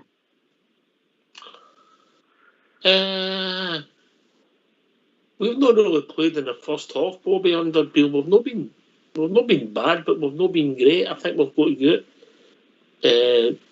use the pitch, you stretch them, make chances, and hopefully you make chances, you score goals, and the pressure comes off, and you can play, Bobby. Yeah. Yeah, well, that's what I've been trying to say. That's what I was saying to you. Tillman can't play at Hampden on a big pitch. He's plenty of space. Let's see it, mate. Let's see you going. And I'm with Juicy. I'm sure we can do them. No free, but maybe four. There is nothing in my head that's going to say this is going to be narrow. Mm-hmm. So I think we can go for them and take them and give them a right hiding and get a mob from my end the next hiding. This is what I'm thinking. Yeah. It's not about beating them 1-0 and we were lucky and this. I've got an impression we're going to do this mob on Sunday and do them good. That's my impression. I hope you're right, mate. I hope you're right. Oh, I hope I'm right. But I just think with McLaughlin, okay, he had a big game against Celtic. He had a horrible game against Celtic. But if you go back years ago, Rickson had a horrible game against Celtic. Yep. His very first game. Yep. Right? I just think he's more confident in his boxing than McGregor is at this moment. I get it. I wouldn't argue if John McLaughlin started. I think the manager will start McGregor. Yeah. But we'll see. I think he'll start McLaughlin. Yeah, we'll see. Right. And we'll see. Right, okay. Come and join us, 0141 356 1972. Phone in, speak to the receptionist, and we'll bring you into the show. Yeah. Juicy, you had your views on the League Cup. Yeah. I get your point about the build-up to get to the quarterfinals and then the semi-finals. But now we're in the semi-finals. It becomes important we get to the final and we go and win it. Yeah, it's important, eh? Yeah, we're here to win it now, guys. And, whichever one of those teams we have to play in the final, we'll approach that professionally and, we'll do the business there as well. Because, in a one-off game, there is no one in this league that we should be sweating. And I'm not disrespecting the other opponents. I know that, that they can play as well. But saw enough in that last Old Firm game to know that we are an improving force and we're only going to get better. We might need a few more additions. They may or may not be there in time. But when is the final? Is it February? Or was it the end of the month? I don't know. But we want to be able to blood a few more players, but it's more important as well that we just get some of these guys back from injury. If Hadji is going to be available for that St Johnstone game, and that is a big fillip for us, isn't it, guys? In terms of more attacking threat in this team, because that's what we need. The back line, as you've already commented, Ox, seems to be solidifying a little bit now, which is really good to see, because we've been chopping and changing it all season. Now we just need that little bit more up front in terms of different options. So we want to see Roof, Cholak, Hadji. These players are all starting to get involved now with Hadji being close. And that's what I'm excited about, because it's just giving the manager those options. There's no one we should sweat in this tournament. I would say in the last, since the Aberdeen game, what is it, Aberdeen, Motherwell, them, and then Dundee United, I would say our best player in the 4 games, bizarrely, since he came on against Aberdeen, has been Ben Davis, Portman. He's definitely brought, solidity back for me. He's brought balance. As I said before, he never gets beaten. He's not been beaten on either side of him. He's won what he wins. He probably wins about 90% of his duels that I've saw in them 4 games you're talking about, mate. I've not seen him looking troubled. I've not seen him beat for pace. He's not been challenged in there, but he looks decent in there as well. But he definitely brings that balance to the left-hand side, mate, in my opinion, alongside Borla Barisic. He's got a natural balance to the team. He's taking some pressure off Goulton, in my opinion, as well, because I think Goulton can concentrate in his own game, so we're seeing a better level for Conor Goulton, because he's not, I don't like to use this word, but babysitting James Sands or, Leon King, when he's having to talk these guys through the game. He can just solely concentrate on his own game and his own side of the pitch, etc. So I think it's definitely benefiting the back 4 being together for 4 games in a row as well. I think that continuity breeds confidence as well next year. So you want that going through the rest of the team now, so the midfield starts becoming, solid in the same midfield more often than not, maybe a few wee tweaks here and there. And as the starting 11 progresses, it's starting 14, 15 squad players as well.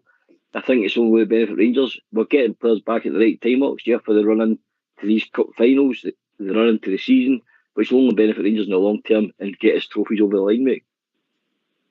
David, what's your thoughts on Davis? Oh, definitely. As I said before, we're getting the parts of the jigsaw back, and that's the biggest point. And you can see that once they get that going together, it's upwards and onwards as far as I'm concerned. But my concern about, hypothetically, we're talking about blowing them off the park. My main concern is getting to the final. If it's a rotten performance, I'll take that. Getting to the final, that's what it's all about.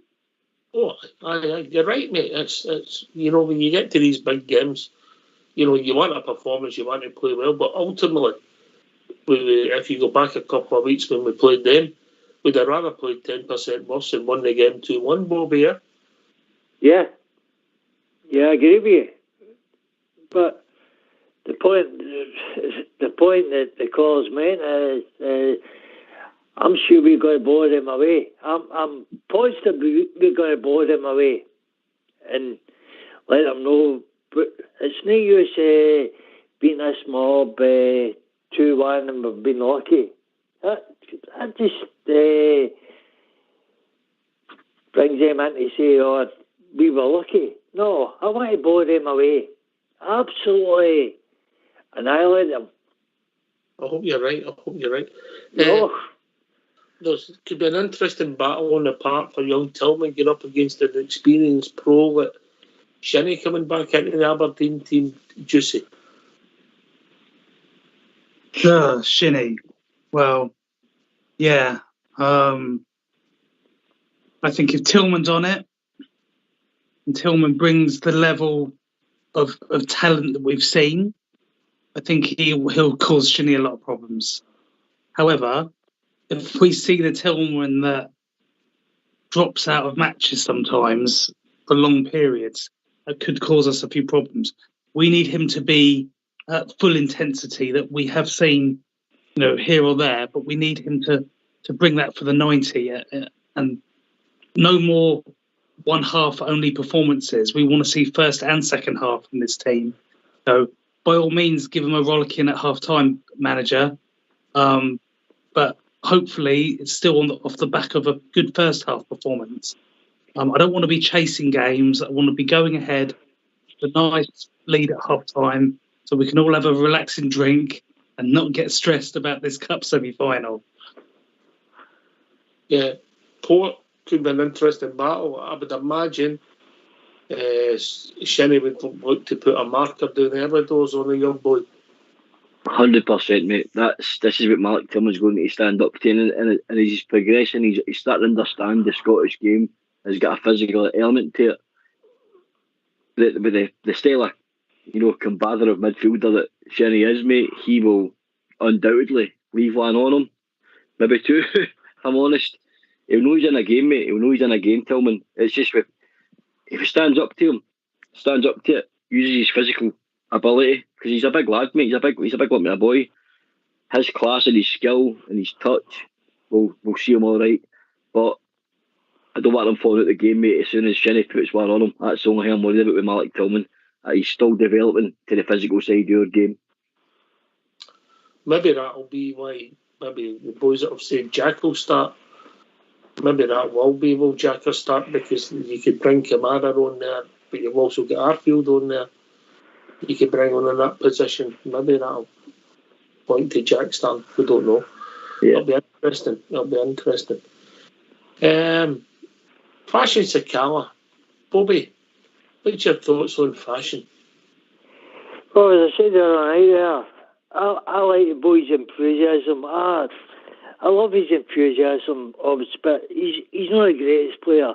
But I'll tell you what, Big Ted McMahon wasn't the greatest player for us, and I loved his enthusiasm. I just like he keeps on going. There's no skill, but he just keeps on going. I get your point that sometimes you think he's never seen a ball. Then he gives you the bit of skill with the first goal against the Yeah. Was it this world, wasn't it?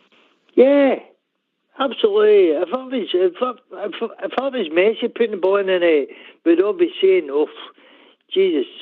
But no, I just like the wee boy's enthusiasm, as if to say, "I'm a Tanner ball player, and I'm going to take the ball by you."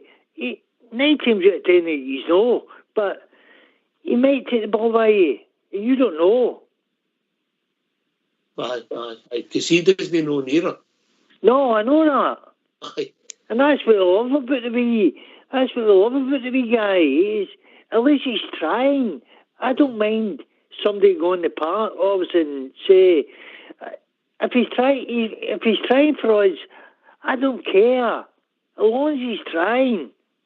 And sometimes I get feel like Tillman, he's not trying for us. And I'm sorry about that. He's a great football player, but sometimes he's not trying. I get what you're saying, that people, when you look at Tillman Port, I know you played in that engine room, you look at him, people will say that I think sometimes it's his style, innit? I'm not going to say lazy, I'll say casual. It gives you that impression there because of the type of player he is. He's basically, you look at it, he maybe end up covering the same distance as a lot of players, but he gives you that impression. I get where Bobby's coming from, yeah.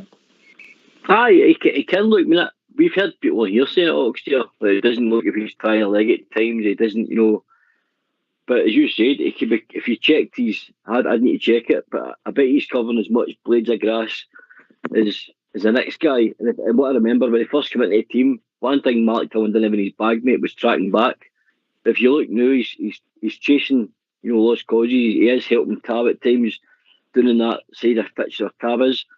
So, he's adding that to his game. As I said, he's Scottish game's rigorous, mate.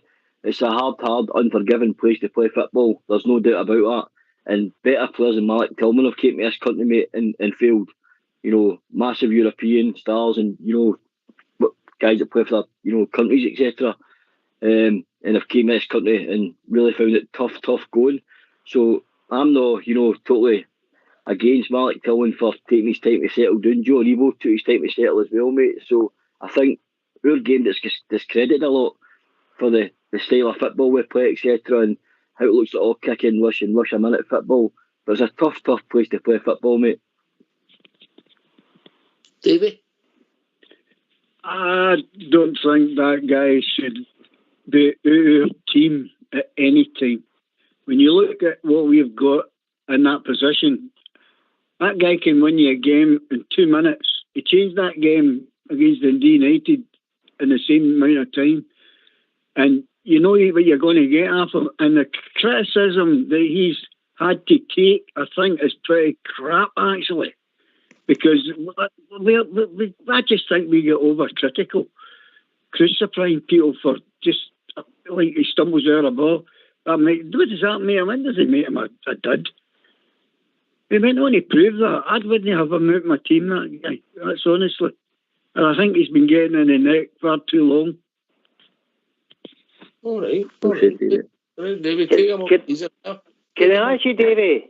Who are we talking about here?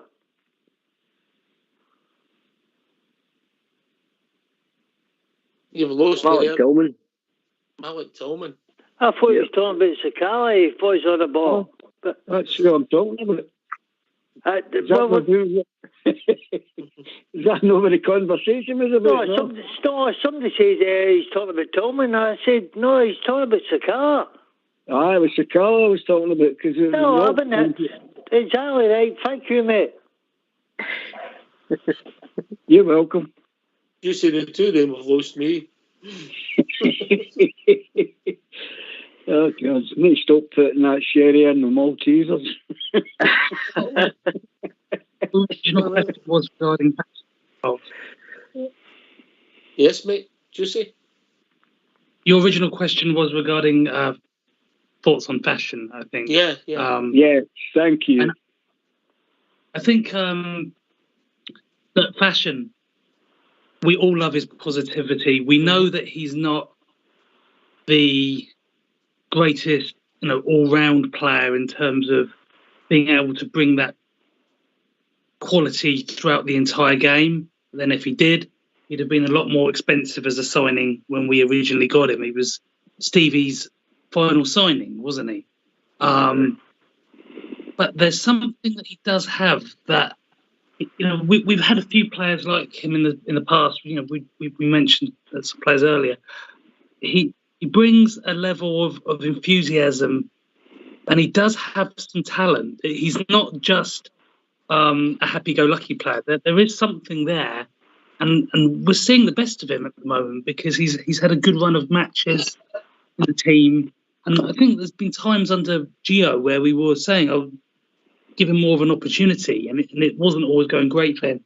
I think that position on the right at the moment is his because Scott Wright just runs and doesn't seem to have quite so much technical ability as Fashion does. So it's still a bit of a problem position for us, isn't it? But Fashion's doing well enough for me that he should be starting at the moment. And he's shown some really good moments, and I don't see any reason why we would drop him at this time. We know that he's not the finished article. We also know that he's still a young guy, Ox. And I hope we retain his services. I don't really want him to go in the summer. He may end up not necessarily being a first choice. I think he's better than any other option we've got on that right side at the moment. Big South says he thinks he's better on the left port, but I'll tell you what, if his number, where you think he scored that goal again the weekend of coming in for the left, I'll tell you what, if he keeps chipping in with regular goals, no matter that he falls over the ball, he'll become more and more popular, and he'll also make a place because if you get goals, mate, you stay in the team. Well said. Aye, 100%, mate. I think Fashion Sakala, I said it last week on the show, he's at the moment got that berth for the right side of our attacking front three. He's popped up with important goals, mate, under Beale. He seems to be like a new man under Michael Beale as well. He's thriving on the responsibility of being a Rangers forward, mate, and it's coming off. He deserves every start he's getting at the moment, and long may that continue. I think the wee guy's infectious. I think his enthusiasm rubs off on other players because, like Davey touched on, his work rate's phenomenal. Again, he's another one that's staying the other side of the game, going back the way. It's something you have to do as a Rangers forward, is track back and cover for when the fullbacks are going forward as well. So I think it's a sort of positive for me right now in regards to Fashion Sakala, mate, because like I said before, we thought this guy was on his way to the door, and he's come in under Beale and showed everybody what qualities he's got. His pace is blistering, mate, and anybody that's played the game knows one thing you don't like playing against is pace. If you're going back the way. Exactly, mate. That burst of pace was frightening. It's frightening, mate, absolutely frightening. And if that's running at you and you're going back the way, there's only one winner, and it's Fashion Sakala, mate. And he's got an eye for goal. That first touch he took and his finish, mate, was outstanding. And that's what he's got in his bag. That's where his quality is when it comes to goal scoring. All right. Well, the two players we came at the fore there we've been chatting about has been Tillman and Sakala. Here's a question for you. Go to you first, Davey. Who's the better leap? Who's got the better leap between the two? That's what they've both got. Oh, it's no Sakala, eh? The big man can get up. Tillman's amazing when he gets that guy is going to be a really good player. It's all there for him. But as I listened to Beale in his interview, he was saying, I'm working on him and I'm trying to show him, and that's a great positive because you've got to remember what age is. No, it's definitely Tillman for a jump. Oh, I don't know, do you? Sakala can leap as well, Bobby, can he? No, I'd say Tillman. That's a good big thing. If you can reach that Ibrox, so you can jump like Tillman, right? Mm-hmm. I'd say Tillman's got the biggest leap, but don't forget he's about 6 inches higher than Sakala. Aye. The point I was making with Sakala, and I'm sure the other man agreed with me, was I like he's an infectionist. I like he's not the greatest player in the world, but Christ, he's trying. He's trying. He's trying for us. That's all I want, Obs. I don't want somebody as a son looks as though he's going to date for us. I want somebody to go in the park and run for us and say, well, I'm trying my best. That's good enough for me. Mm-hmm.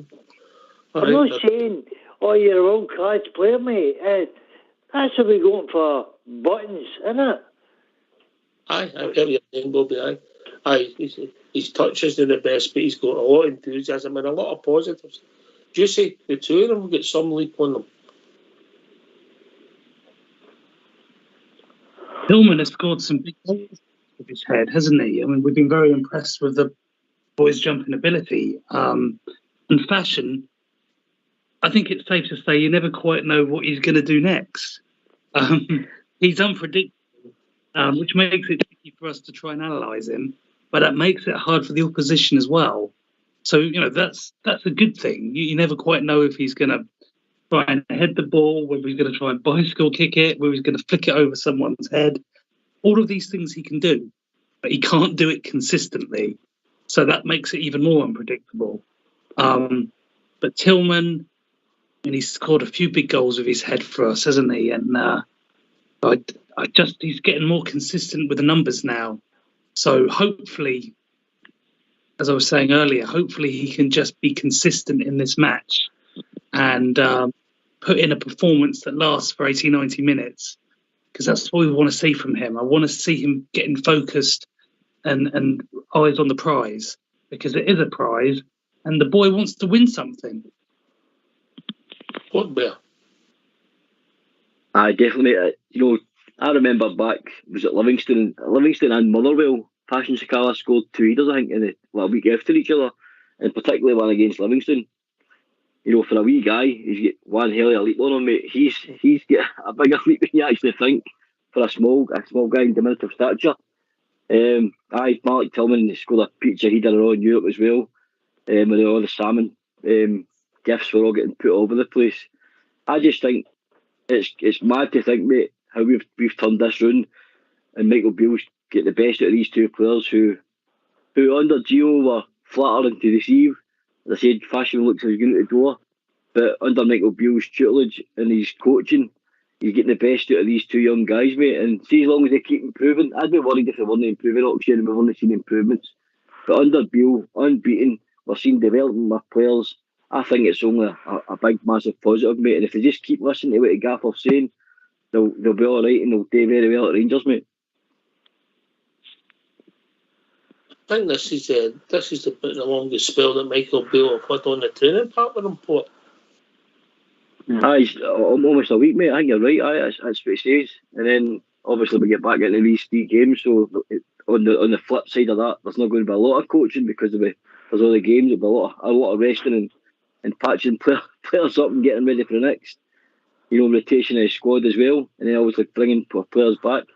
But pre-season, I think next pre-season, mate, I think you'll see a big further jump with Michael Beale as well, because he's had to come in halfway through the season, and get this team lifted for the doldrums and the confidence levels up. And he's took them to where we are now, mate. I just think he's done a fantastic job, Michael Beale, for me, mate. And as I said, I'd be very concerned if I didn't see players improving, but I'm seeing improvement week in, week out. Well, gentlemen, we've reached that time of the evening. Last word for your good self, Davy boy. Yeah, fantastic show, best in town, and quietly confident, very confident for Sunday, and we'll get a win. No surrender. Cheers, mate. Bobby. Aye, fantastic show. Obviously, I always love listening to you, and we will do that, Melbourne Sunday. Do them. Not just beat them, do them. Cheers, mate. You can have that wee tune for your bus, all right? Aye, what was the name of it? Bobby. No, but who sung it? Wait a minute. Bobby.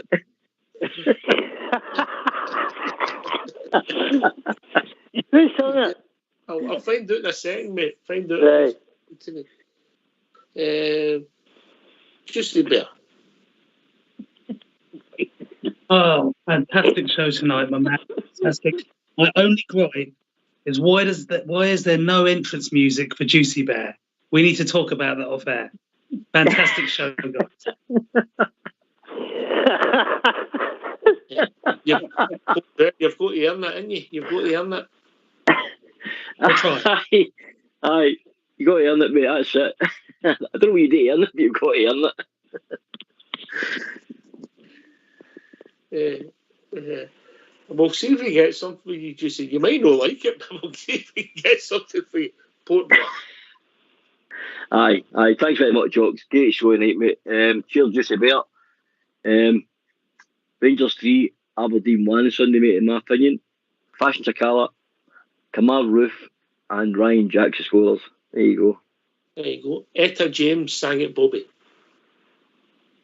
Right. So what was the name of the song? Bobby. What song is it?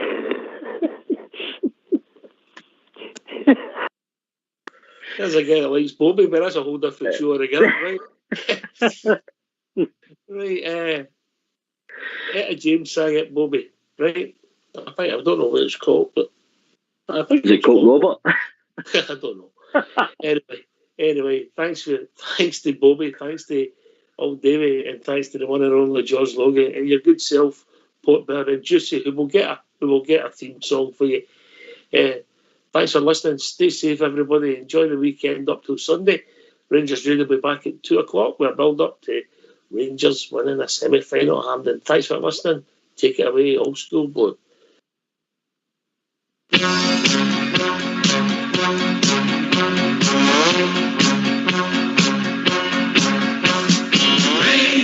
Rangers, easy, okay. Look out, everyone, we're on our way. Football is the game that we play all over the world. Rangers, easy, okay. Look out, everyone, we're on our way.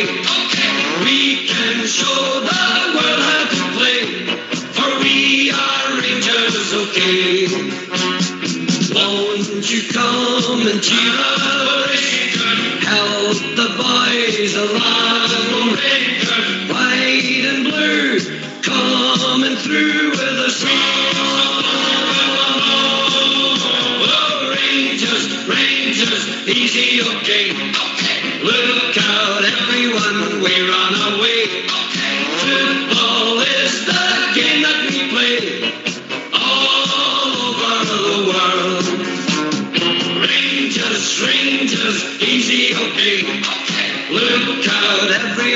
we're on our way. We can show the world how to play, for we are Rangers, okay. We'll be there to do it, Rangers, do it if we can.